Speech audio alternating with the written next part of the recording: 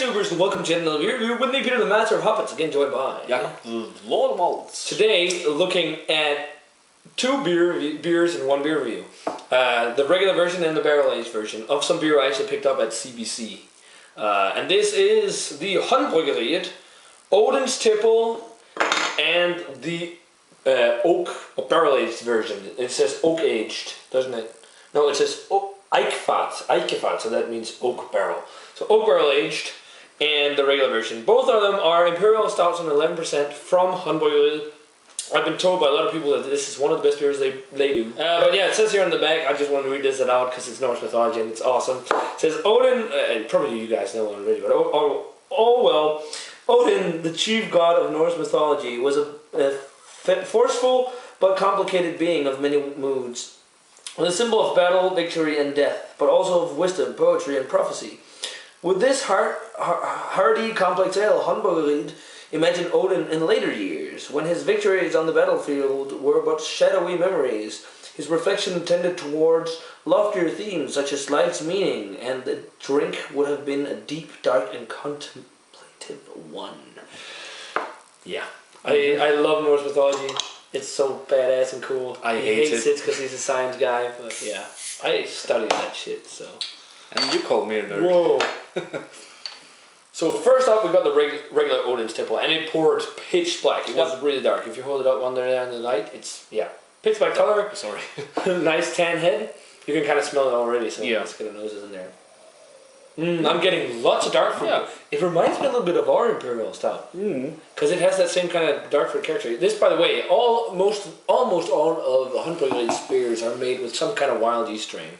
Yeah. Not making them sour or funky per se, some of them, but this has a distinctive kind of, you can kind of smell that wild, because it doesn't have the regular yeast aromas that you get from a regular Imperial Stout. Kind of got that citrusy kind of funky, yeah.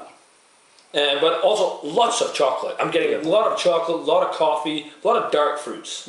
Like raisin fig dates, a little bit of that juicy kind of plum feel or something like that. Like juicy dark fruits. Yeah. What about you? It smells really nice. Yeah. What else are you picking up? Peaches, kind of peaches. I'm picking up some licorice too. Touch of alcohol. Maybe. What was it? 11%, yeah. Yeah, it's... They talked on their website about they didn't want to make it too extreme beer to not be like everyone else, or not to be like everyone else, but they didn't want to make one that was super extreme because that was the trend. But I still think 11% is pretty extreme. Yeah. But I guess they were thinking like the whole crazy 18, 15 and all that stuff. But it smells really nice. A lot of dark fruits, dark toffee. Yeah. It has a little bit of that soy sauce kind of thing. Yeah, salty kind of soy sauce. Yeah. Smells really good. Let's give it a taste. Oh, and charcoaly, charry feel. Ooh, wow, that is really good. Wow. I'll admit, my expectations weren't that high. No, me neither. I was kind of like, because all of the other Haandbryggeriet beers I've had have been really good, but not like they've lacked something. The only one I was like kind of not mind blowing, but really enjoyed was the Akkeviet Porter. Just because I also love Akkeviet. But this is really good. It's got a lot of roasty flavors. Yeah. And that kind of wild yeast thing, it does. Lingers on. Well, it's not sour or anything, but it has that weird dusty almost weird feel. I do pick up a little bit of alcohol though. Mouthfeel's full. It's kind of creamy. It has a little bit of a fizzy feel too. Yeah. It has a little more carbonation than your average Imperial Stout. A lot of roast, toast, slightly burnt, lots of dark chocolate on there as well. It does have some of that soy sauce character too. Yeah, and it really leaves a sticky gloss on your lips. All the way through. Yeah. What about you? I think they've used the... Oh, a little bit of smoked malt. Yeah, smoky touch. Oh, that was what you were about to say? Yeah. Sorry. No worries. Asking you. What would you grade this? I think I would go 89. It kind of like feels like it kind of like misses something to kind of like break the 90 berry, but I really do enjoy it. I really like it. I'm gonna go straight up 90. If it wasn't with Odin on the label and Odin and Norse mythology themed, I'd probably go to 89 too. But I love Norse mythology, so you're gonna get a plus for that. That's awesome. So we're back with the Odin's Tipple aged for 7 months in oak barrels, and I guess this must be new oak since it doesn't say bourbon, whiskey, anything. So Nope. same color and everything. Little darker head. Yeah. Let's check out the aroma. I'm getting kind of funky notes. Yeah. I'm getting more wild juice here. And oak as well. And red wine almost like funk. Yeah. But definitely oaky notes. And vanilla. Yeah.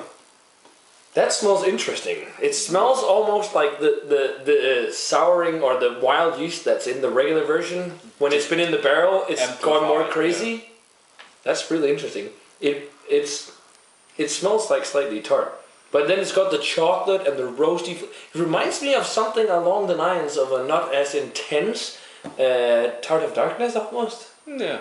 Similar, but that's probably not the case in the flavors. I don't know. Yeah, pretty much the same else. Yeah, the aromas are basically the same. It just has a slight tartness. Some dusty notes. And almost red wine barrel kind of character along with vanilla and oak. So yeah. Let's give it a taste. Cheers. Cheers. Yeah, wow, that is nice. Wow. That is like Tart of Darkness. Yeah, the sourness really... And it works perfect, yeah. But it works perfect because it's not dominating. No. I wonder if it's meant to be sour.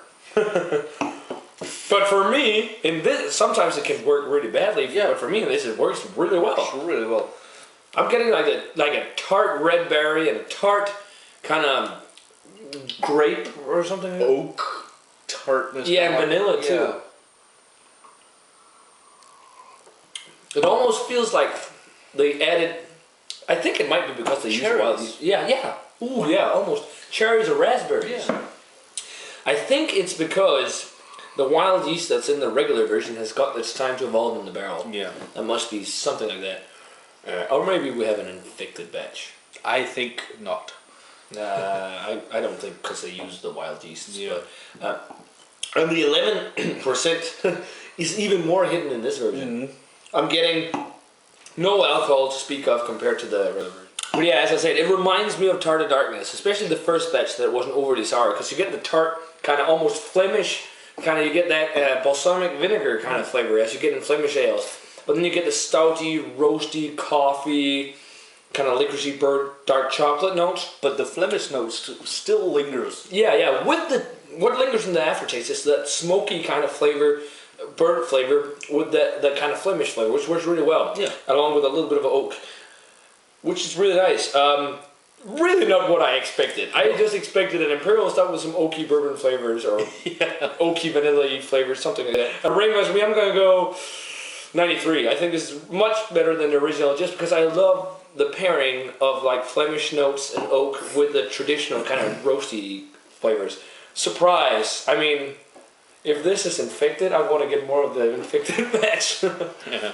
I'm going to go 95 and I'm definite that this is not infected. Infected kind of like tastes a little different. Yeah, it gets that kind of weird plummy flavor, like the infected brown ale we had. You got to Plummageddon.